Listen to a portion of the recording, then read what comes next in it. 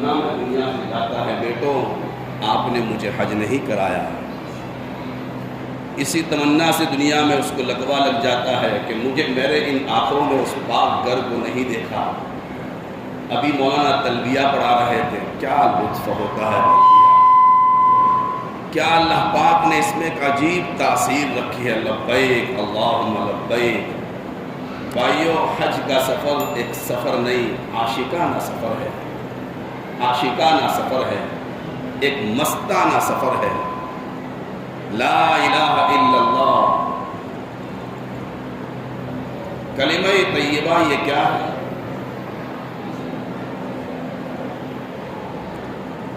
کلمہ طیبہ یہ اللہ تعالیٰ کی معرفت ہے کہ دنیا کا رب کون، کہ لا الہ الا اللہ، اللہ کے علاوہ کوئی نہیں۔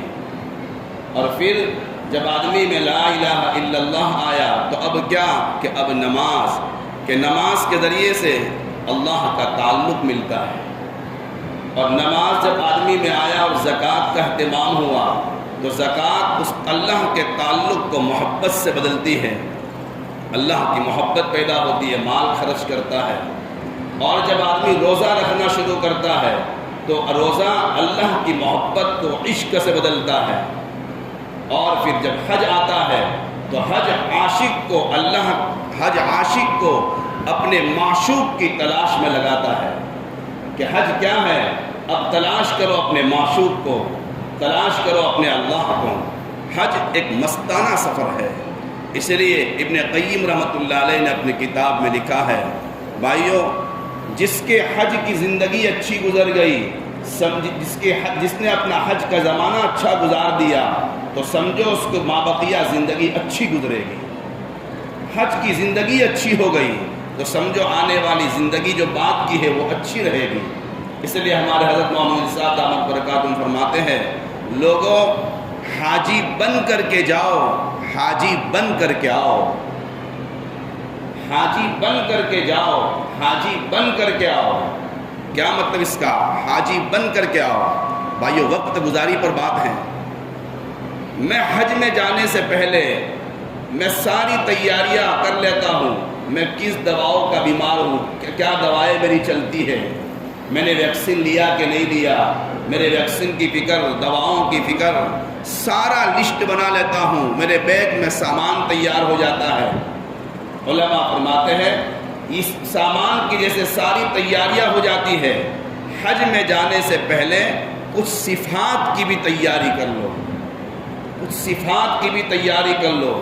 ان صفات میں سب سے بڑی صفت کیا ہے؟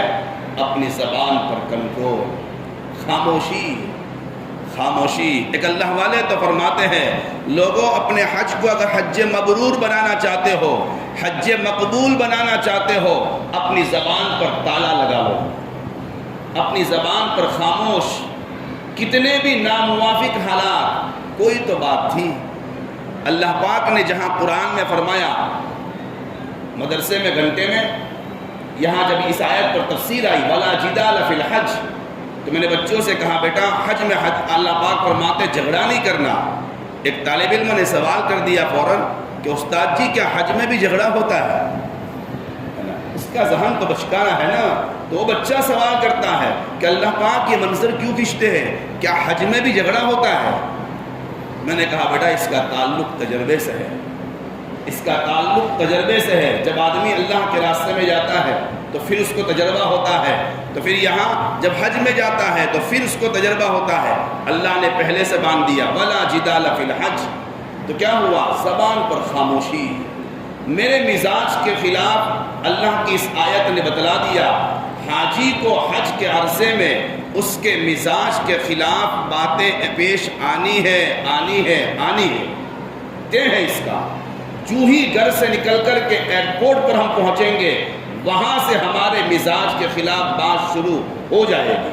یہ اللہ کے گھر میں بیٹھ کر کہتا ہوں، یہ ہونا ہے۔ قرآن کی آیت نے ہمیں اشارہ کر دیا۔ نہانے کے مسئلے میں، احرام بدلنے کا مسئلہ ہے، پلین میں بیٹھنے کا مسئلہ آئے گا، سارے کسٹم کے موقع پر یہ سارے ایسے مسائل آتے ہیں کہ جہاں آدمی کے مزاج ہر ایک چاہتا ہے میرا کام پہلے ہو، تو پھر آدمی کی وہاں زبان اللہ نے فرما دیا ولا جدال فی الحج، اس کے لیے کیا کرو؟ ایک اللہ کے ولی نے تو عجیب جملہ لکھا، او حج میں جانے والوں اپنی بیگ پر لکھ دو خاموشی خاموشی خاموشی، لکھ دو اپنی زبان پر۔ اور پھر کیا فرمایا؟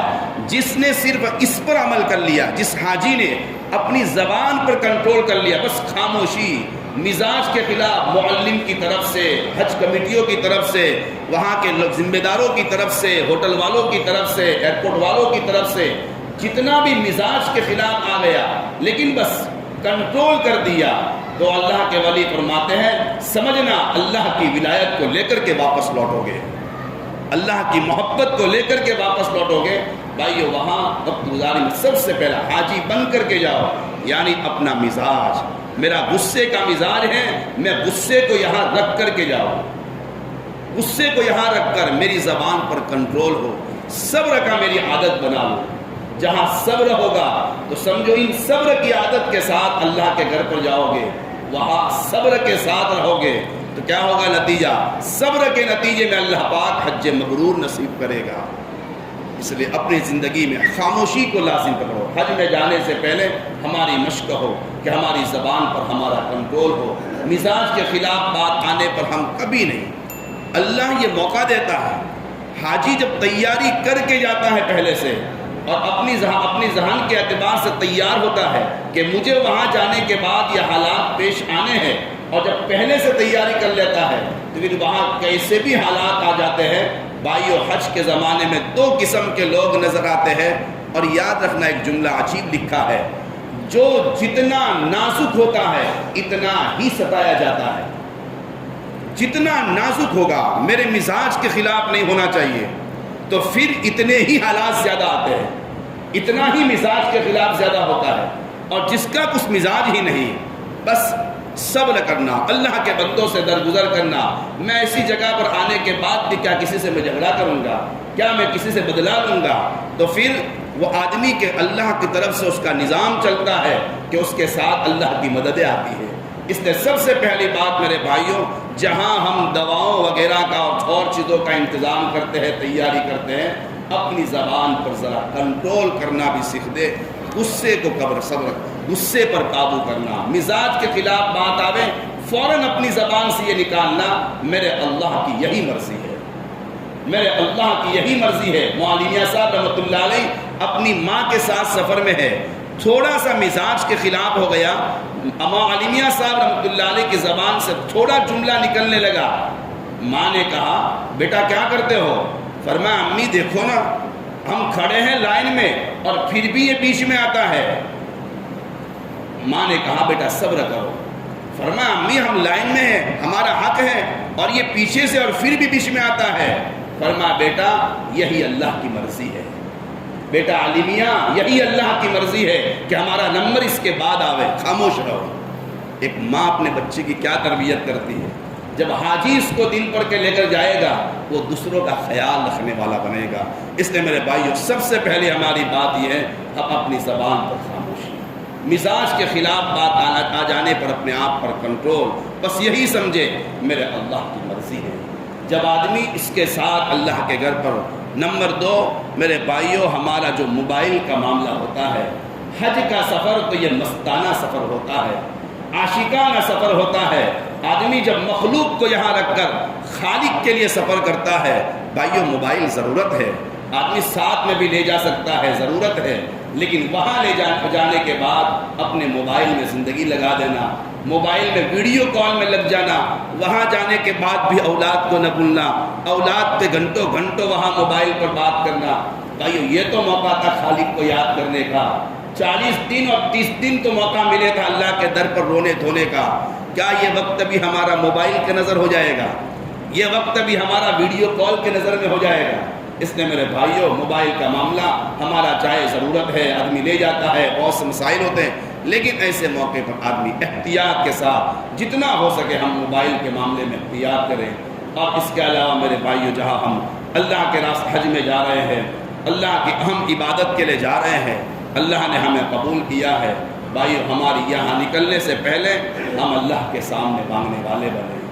حاجی دعا کرتا ہے، دیکھو یہ توفیق اللہ کی طرف سے ہے، میں ایک جگہ پر گیا تھا، وہاں یہ حج کے موقع تھا، وہاں حج کے حاجی تھے، ایک آدمی کی ملاقات ہوئی، اللہ نے کروڑ پتی بنایا ہے، لیکن انہوں نے خود سنایا کہ میں نے حج نہیں کیا۔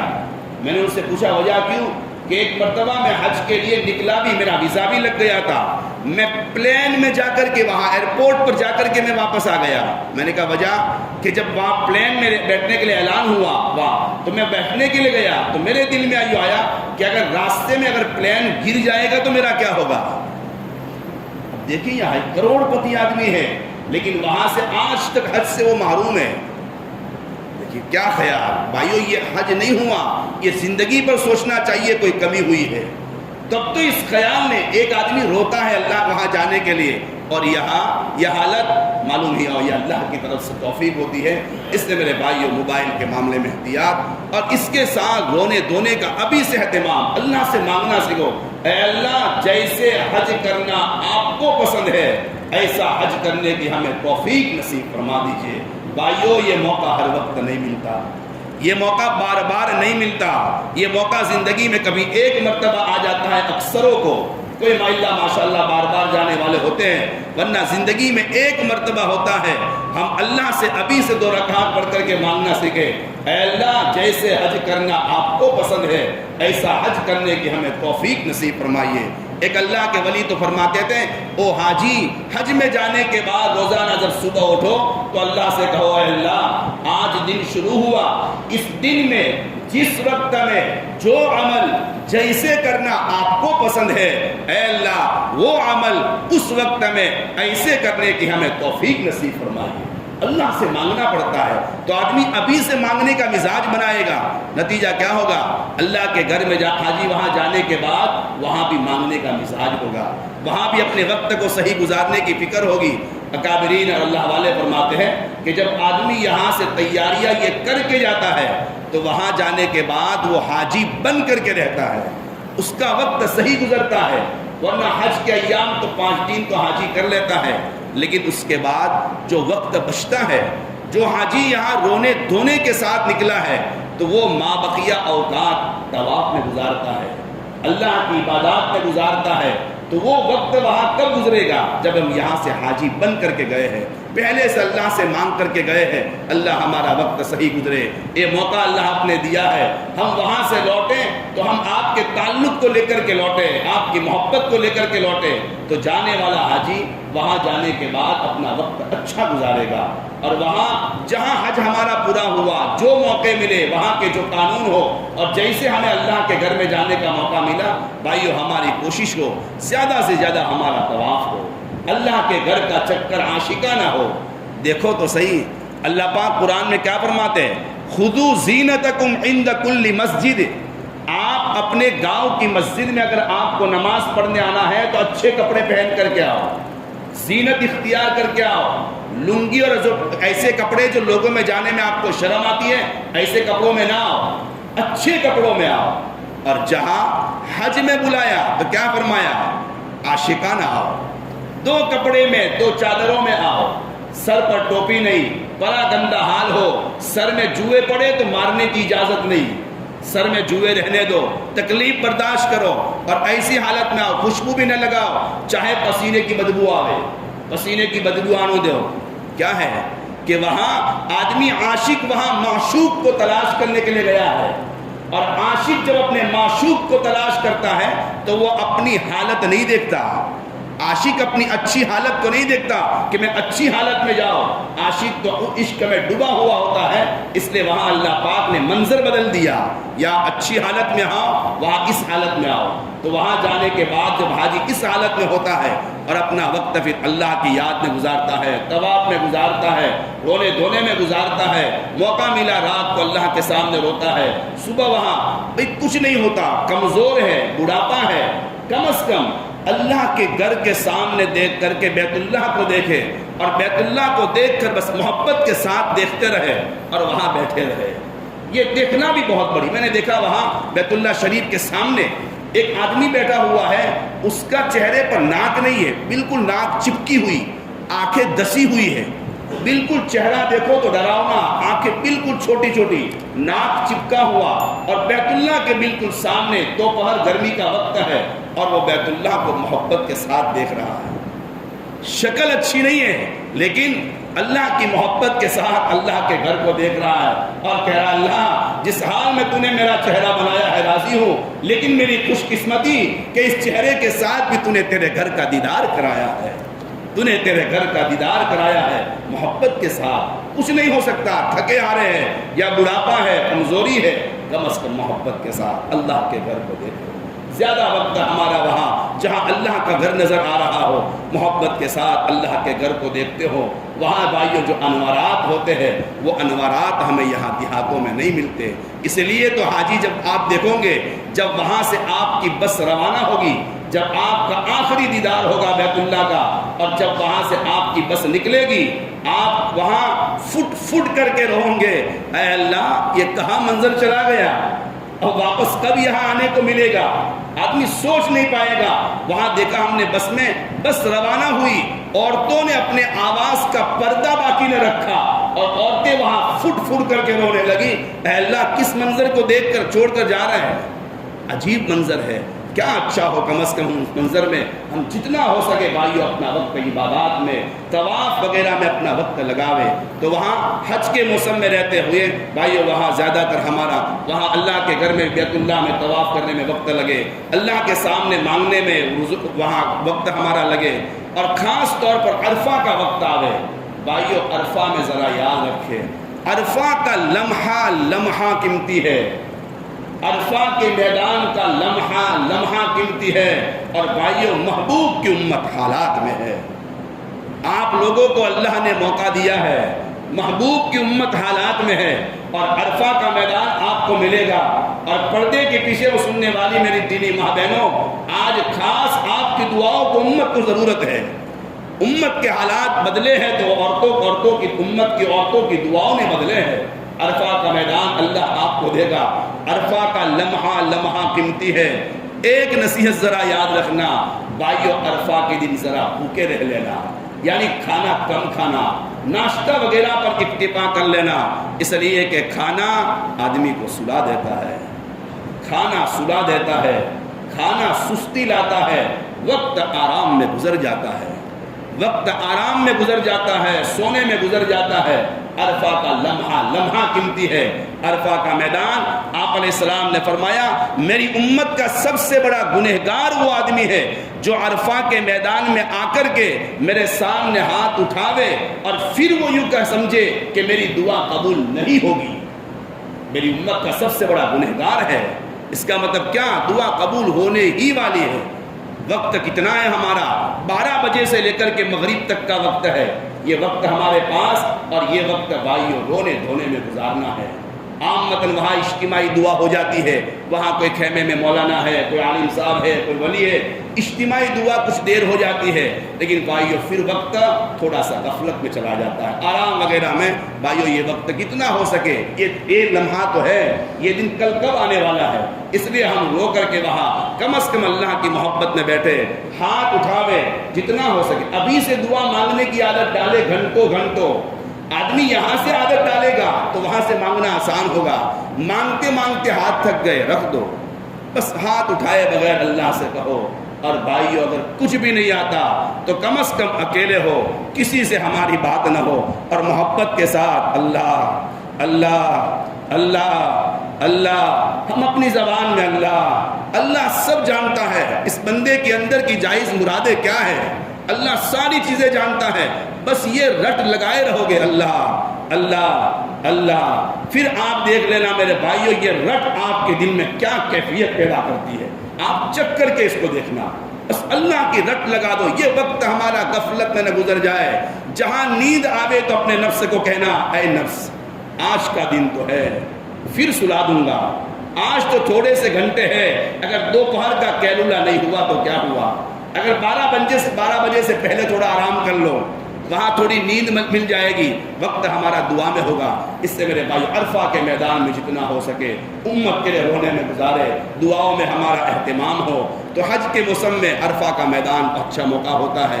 وہاں آدمی چالاکی کے ساتھ رہے. حج کے موسم کے اندر میں جتنا ہو سکے میرے بھائیوں ہمارا وقت اپنی زبان آپس کی محفلوں میں آپس کی مجلسوں میں نہ ہو. اپنے آپ کا آخر میں رات کو آنے کے بعد محاسبہ کرو کہ میں نے کتنے طواف کیے. عامتاً عورتیں مردوں کے مقابل میں طواف میں آگے نکل جاتی ہے. جب رات کو گھر پر آنے کے بعد مذاکرہ ہوتا ہے تو مستورات کو کہتی ہے میں نے 9 طواف کیے, میں نے 10 طواف کیے, اور مرد کو پوچھو کتنے, کہ میں نے تو صرف 1 کیا. بھائیو ہم تو مرد ہیں, مرد تو عورت کے مقابل میں طاقتور ہیں, اللہ نے طاقت دی ہے تو عورتیں آگے نکل جاتی ہے اور مرد. بھائیو وہاں طواف نماز سے اہم طواف ہے, وہاں قرآن کی تلاوت سے اہم طواف ہے. جتنی ہمت ہو سکے طواف, اللہ کے گھر کا عاشقانہ طواف جتنے ہو سکے آدمی زیادہ سے زیادہ. پہلے تو اللہ کے ولیوں کے حالات میں لکھا وہ دن میں 120 طواف کرتے تھے, لیکن پہلے آسانی تھی, وہاں اتنی بھیڑ نہیں ہوتی تھی, وہاں موقع مل جاتا تھا. تو ہم اتنے سارے تو نہیں کر سکتے, لیکن کم از کم ہماری طاقت کے مطابق زیادہ سے زیادہ تو طواف ہو. اس سے میرے بھائیوں موقع ہے وہاں زیادہ سے زیادہ ہمارا طواف ہو. وہاں مکۃ المکرمہ سے میرے بھائیوں ہمارا سفر ہوگا مدینۃ المنورہ. آپ علیہ الصلوۃ والسلام کے روزے پر جانا ہے. بھائیوں میں کسی رشتہ دار کو ملنے کے لیے جاتا ہوں, میں میرے کسی محسن کو ملنے کے لیے جاتا ہوں, میں تحفہ لے کر کے جاتا ہوں, ہدیہ لے کر کے جاتا ہوں. بھائیوں ہم سب کے محسن حضرت نبی کریم صلی اللہ علیہ وسلم کے در پر جانا ہے. بھائیوں کیا میں بغیر تحفے کے وہاں جاؤں گا؟ وہاں جانے سے پہلے کوئی تحفہ تیار کر لو. تحفہ کیا ہے بھائیو؟ درود شریف کا ذخیرہ کر لو. اللہ والوں کے حالات نے لکھا وہ مدینۃ المنورہ جانے سے پہلے 1.25 لاکھ کا ذخیرہ کر لیتے ہیں, 1.25 لاکھ مرتبہ درود شریف کا ذخیرہ کر لیتے ہیں, اور پھر آقا کے روزے پر جا کر کے کہیں گے آقا کچھ نہیں ہے لیکن آپ کے لیے 1.25 لاکھ کا درود شریف کا تحفہ لے کر کے آیا ہوں. حضور 1.25 لاکھ کا درود شریف کا تحفہ لے کر کے آیا ہوں. ہم سے اتنا نہ ہو سکے, جتنا ہو سکے کچھ نہ کچھ ہمارے پاس کچھ تعداد میں ابھی سے آج سے ہم شروع کر دے ہوئے, ہم لکھ کر کے گن کر رکھ کے آج میں نے 300 پڑھا, پھر میں نے 300 پڑھا, ہماری مستورات تو زیادہ پڑھ سکتی ہے, 300 پڑھا, 500 پڑھا, اتنا ہم جمع کرتے رہے, اور جمع کر کے پھر ہم ذخیرہ کر کے پھر آقا کے روزے پر ہمارا سلام ہوگا. ہم آقا کو کہہ سکیں گے آقا یہاں آنے سے پہلے میں آپ کے پاس یہ تحفہ لے کر کے آیا ہوں. آقا بھی خوش ہو جائیں گے, آپ علیہ الصلوۃ والسلام کی توجہات ملے گی. بھائیو یاد رکھنا مدینۃ المنورہ کا جب آپ کا مکۃ المکرمہ سے سفر شروع ہو تو مکۃ المکرمہ سے لے کر مدینۃ المنورہ جو 4.5-5 گھنٹے آپ کو بس میں لگیں گے, اس دوران ہماری زبان پر درود شریف ہو. تذکرے تفسیریں نہ کرنا, 4.5-5 گھنٹے لگتے ہیں, تھک جاتے ہیں, اتنا سارا بس کیوں نہیں چلتے. یہ تذکرے چھوڑو, آپس کی باتیں چھوڑو. وہاں کیا ہوگا, یہاں سے لے کر کے ایک حاجی نے کہا میں مکۃ المکرمہ سے روانہ ہوا اور آقا کے روزے تک پہنچنے سے پہلے میں نے 10,000 مرتبہ درود شریف پڑھ لیا. ہاں درود شریف پڑھ لیا. تو وہاں مکہ سے نکلے میرے ہاتھ میں تسبیح ہو, میں درود شریف پڑھتا رہوں, جتنا ہو سکے درود شریف. قاری طیب صاحب رحمۃ اللہ علیہ تو بھائیوں وہاں مدینۃ المنورہ آنے سے پہلے اپنے جوتے نکال دیتے تھے. آقا کے در پر آیا ہوں, آقا کا احسان ہے. اور بھائیوں وہاں مدینۃ المنورہ پہنچنے کے بعد آپ صلاۃ و سلام تو موقع سے پڑھنے جاؤ گے, وہاں تو بھیڑ ہوتی ہے, باری جاتے ہو, موقع کہیں ملتا ہے وہاں آدمی جاتا ہے, لیکن زیادہ تر وقت مدینۃ المنورہ میں وقت ضائع ہوتا ہے. کیوں؟ وہاں طواف نہیں ہے. مکہ میں تو لوگ طواف بھی کر لیتے ہیں, وہاں طواف میں بھی صبح سویرے چلے جاتے ہیں, لیکن مدینۃ المنورہ میں تو عمل نہیں ہے کوئی بھی. وہاں تو آقا کے روزے پر جانا ہے, آپ علیہ الصلوۃ والسلام کے روزے پر جانا ہے, تو وہاں آدمی پورے دن تو کھڑا رہ بھی نہیں سکتا, وہاں رہنے بھی نہیں دیتے ہیں. تو پھر کیا کرے گا بھائیو؟ ہمیں وہاں موقع نہ ملے, پوری کی پوری مسجد نبوی ہے, مسجد نبوی کے کسی کونے میں بیٹھ کر بھائیو محبت کے ساتھ آپ علیہ الصلوۃ والسلام پر درود شریف پڑھا کریں. محبت کے ساتھ آپ علیہ السلام پر دین میں ہمارا وہاں مدینہ میں جانے کے بعد ہم طے کریں مجھے دن میں اتنے 1000 مرتبہ درود شریف پڑھنا ہے. جب تک میں مدینۃ المنورہ میں رہوں, میرا یہاں سے وقت پورا ہونے سے پہلے کم از کم میں 1.25 لاکھ کا وظیفہ میرے محبوب کو دے کر کے جاؤں. یہ طے کرے, آدمی طے کرے گا تو پھر آسان ہو جائے گا, اور طے نہیں ہوگا تو بھائیو کچھ تسبیحات پڑھ لیں گے, کچھ ہو جائے گا. شاہ جی ہدایت اللہ فرماتے ہیں نقش بندی, حضرت مولانا ہدایت اللہ صاحب نقش بندی جے پوری رحمۃ اللہ علیہ فرماتے ہیں میں 3.5 مہینے حج کے موسم میں رہا، مدینۃ المنورہ میں 1.5 سے 2 مہینہ رہا، شاید بدقسمتی سے کوئی رات گزری ہوگی جس میں مجھے آقا کی زیارت نہیں ہوگی، یعنی ہر دن مجھے ہر رات آپ علیہ السلام کی زیارت ہوتی تھی۔